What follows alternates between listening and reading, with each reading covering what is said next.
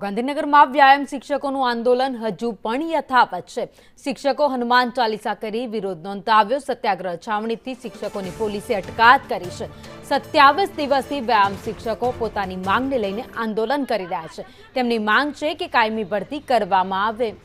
જો કે આ માંગ હજુ સુધી સ્વીકારવામાં ન આવતા આંદોલન યથાવત રાખ્યું છે।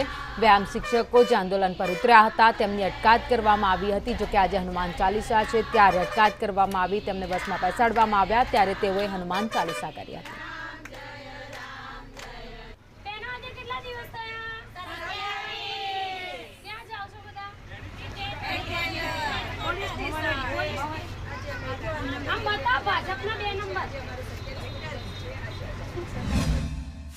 છેલ્લા 27 દિવસથી સત્યાગ્રહ છાવણી ખાતે અમે સંઘર્ષ કરી રહ્યા છીએ। 27 દિવસથી આજે પણ અમારું આંદોલન યથાવત છે।